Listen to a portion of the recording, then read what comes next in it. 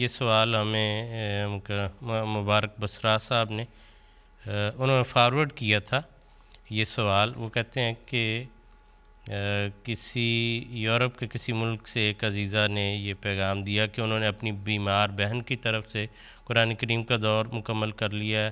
اب وہ اپنی وفات یافتہ والدہ اور وفات یافتہ والد صاحب کی طرف سے ایک ایک دور کریں گی اور پھر اپنے خاوند کی طرف سے جو الگ فل سے حیات ہیں ایک دور کریں گی اور اس کے بعد اپنے لیے قرآن پڑھیں گی. تو یہ طرز جو ہے یہ مناسب نہیں ہے. اس قسم کی باتیں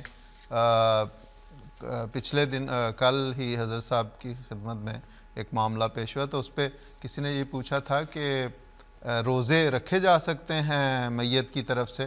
تو اگرچہ اس میں اختلاف ہے لیکن کوئی ذمہ داری نہیں. علماء نے یہ کہا ہے کہ ایک پہلی بات تو یہ ہے کہ واجب نہیں ہے. دوسرا یہ ہے کہ حضرت صاحب نے فرمایا کہ کل کو لوگ کہیں گے کہ نمازیں بھی پڑھ لیں تو یہ بدنی عبادتیں ہیں, روزہ ہے, نماز ہے, تو یہ اگر کسی نے اپنی زندگی میں نہیں رکھے. حضرت مسلم اور رضی اللہ عنہ نے بھی ایک جگہ پہ فرمایا کہ جس بندے نے اپنی زندگی میں نہیں کچھ کیا تو اس کے بعد اس کے ورثاء کس طرح اس کو کرتے رہیں. تو اس قسم کے جو نئی بدعات ہیں وہ جاری نہیں کرنی چاہیے.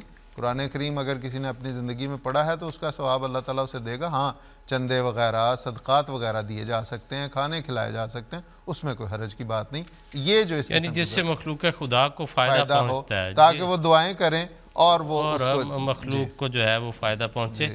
نیکی جو اس طرح ہے, نماز روزہ جو اپنے نفس سے ادا کرنی ہے وہ خود ہی کرنی ہے, اس کے لیے بعد میں نہیں. خاصا یہ سوال ہے طور پر وہ کہہ رہے ہیں کہ ابھی اپنا انہوں نے دور نہیں کیا, دوسروں کے کرتی جا رہی ہیں, جو ان پہ اپنی ذمہ داری ہے وہ انہیں پہلے. اس کا جواب حضرت مسیح وسلم کو مجھے یاد آ گیا. حضرت مسیح موعود علیہ السلام نے بڑی خوبصورت انداز میں قرآن کریم سے دلیل دے کر حضور نے فرمایا کہ دیکھیں قرآن کریم میں آتا ہے ان اللہ و ملائکتہ یصلون علی النبی, کہ اللہ اور اس کے جو فرشتے ہیں وہ درود بھیجتے ہیں. یہ نہیں فرمایا کیونکہ سب سے زیادہ اگر قرآن پڑھے جانے کا کوئی مستحق تھا تو وہ کون سی ذات تھی جس پر قرآن کریم نازل ہوا؟